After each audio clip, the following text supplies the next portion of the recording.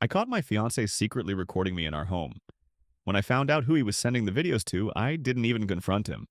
I just made one of my own. We'd been living together for a little over a year when I found the first one. He was out of town. 4 days, some IT security summit he attended every year. He didn't like me cleaning his things while he was gone. Said he liked coming back to things how he left them. But that day, I wanted to rearrange the bedroom. Stupid little nesting instinct, probably. The dresser had always been angled weird, and I wanted to shift it before the sun came in and cooked half my side of the room again. When I moved it, I found the wire first. Thin, black, tucked against the wall trim with clear tape. It ran down behind the back leg of the dresser and disappeared under a floorboard panel that didn't match the others. I froze. Then I pushed the dresser all the way out and saw it. A small black pinhole lens wedged into the wall, neatly drilled, flush against the wood, right at waist height. I didn't even know how to react. My heart didn't race, I didn't scream. I just sat down on the edge of the bed and stared at it. My first thought wasn't, he's spying on me. It was, what if I'm wrong? But when I pulled up the board, I found the rest of it. The micro recorder, a micro SD card.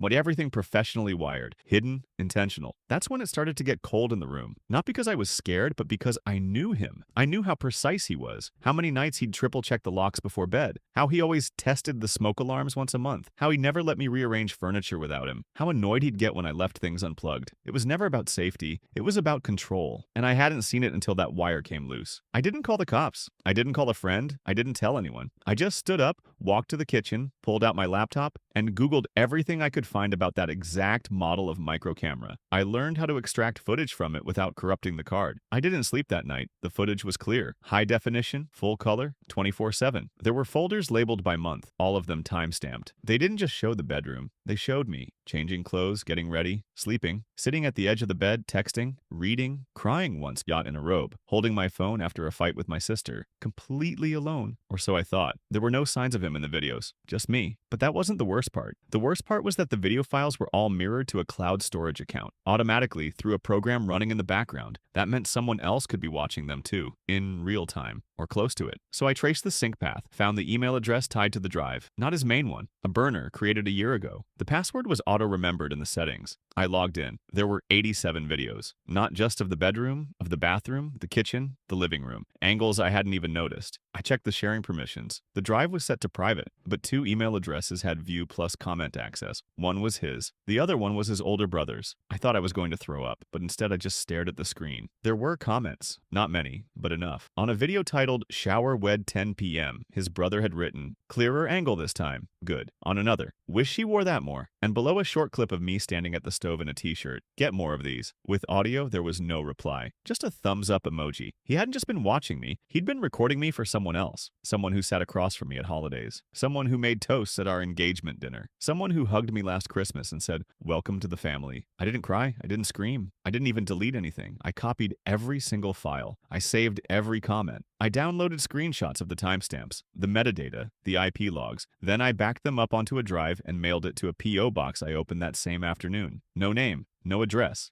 just insurance. That night, I showered with the lights off, just in case I missed a lens. The next day, I found 2 more cameras, one hidden in the vent above the mirror, the other in the smoke detector in the hallway. I left them where they were, and I started planning my own video. The morning after I found the last camera, I got up before the alarm. I went through my entire routine. Coffee, makeup, quick breakfast, like nothing was different. I even hummed while I did it. I didn't touch the cameras, didn't cover them, didn't unplug anything. I just looked directly at the one in the corner of the kitchen, paused for a beat, and smiled. Not fake, not scared, not angry, just enough to register as I know. Then I turned and made my coffee. That was the beginning of the performance. He came back 3 days later, rolled his suitcase in like always, kissed my forehead, said the conference was the usual. I asked if he brought me a gift like he usually did. He handed me a hotel mug with a logo on it. I laughed, told him I missed him. He looked relieved. I could see it in his body, the way his shoulders dropped when he thought nothing was wrong, the way his eyes scanned the house when he walked in. He was looking for signs of movement, disruption, a drawer left open, a camera bumped, something out of place. There was nothing. I was perfect. For 2 weeks, I played the role. I cooked. I smiled. I kissed him before bed. I watched movies curled up beside him. I went to work like normal. Came back. talked about traffic, brought up wedding plans, told him I was thinking of changing the color scheme from sage to navy. Every night, I made sure the cameras caught me doing exactly what he expected. And every night, after he fell asleep, I backed up another file. Because I knew what kind of man he was now. And men like that don't quit. They don't stop. They escalate. They get smarter. So I stayed 2 steps ahead. I searched the attic and found his old tech box, cables, modems, adapters, and a second laptop he told me was too old to be useful. He lied. It was a decoy, and it was synced to a folder labeled Archive. When I opened it, I found older videos, ones I hadn't seen before, from the apartment we lived in before this one. There were clips of me crying in the bathroom after a miscarriage, me asleep on the couch after a fight, me changing. Always labeled, always stored. This wasn't something new. This had been going on for years. He watched me break and saved the footage. His brother was in the comment history too. Same tone, same requests. The worst part? His brother had a daughter, 8, played with my niece at the engagement party, braided her hair. I couldn't unsee any of it, but I didn't call the police. I didn't scream at anyone. I didn't call his family. I made my own video. I waited until a Monday. He left early for a meeting across town.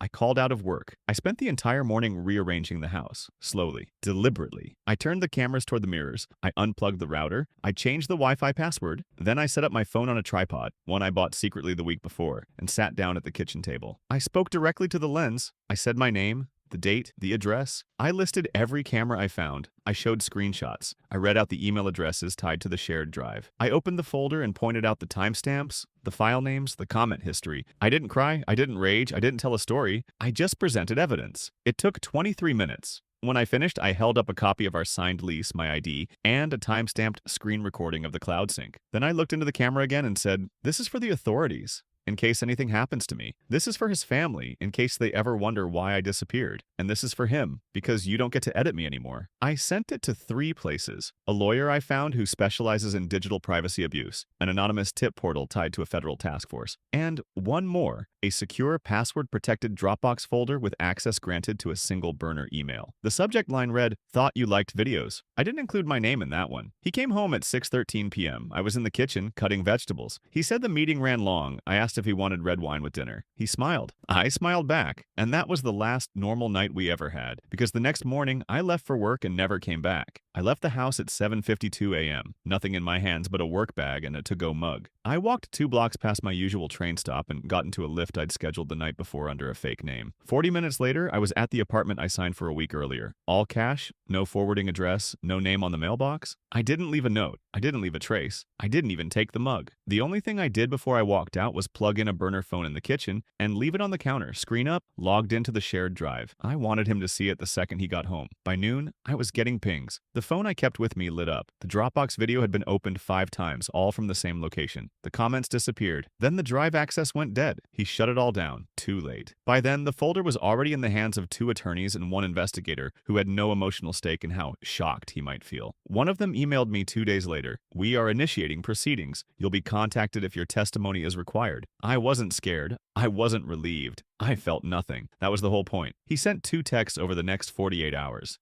The first one said, "Where are you?" I didn't reply. The second one said, "Can we talk?" I think there's been a misunderstanding. I laughed out loud when I read that. I'd spent 2 years of my life being recorded like a lab subject, and his response was misunderstanding. That's how these men work. Pretend it's all a big mix-up. Gaslight you into re-explaining the things they already did. I deleted the number. 3 days later, I got a message from his brother. I hadn't blocked him yet. I should have. It said, "You didn't have to blow it up like this. I never touched you." That word. Touched. Like this was about legality. Like the only line that mattered was physical contact. Like voyeurism, obsession, surveillance. None of it counted if he kept his hands to himself. I didn't reply. I saved the message and forwarded it. That's all. He got dropped from the family business a week later. I heard from a cousin. Quietly removed. No scandal. Just a firm step away. It wasn't my victory. I wasn't celebrating. It was just confirmation that the illusion cracked, that even the people who knew them started asking questions. I still didn't speak. I didn't give a single interview, didn't post online, didn't text a warning to his new coworkers or write an open letter. I didn't burn his clothes or destroy the apartment or stage a dramatic exit with a crowd watching. I just became untraceable. I disappeared into a version of myself he didn't get to archive, and I did one last thing. I printed 3 stills from the footage, not the worst ones, just the quiet ones. Me reading on the couch, me brushing my teeth, me folding laundry. I cut my face out of each one. Then I mailed them to his brother's house in an unmarked envelope. No note,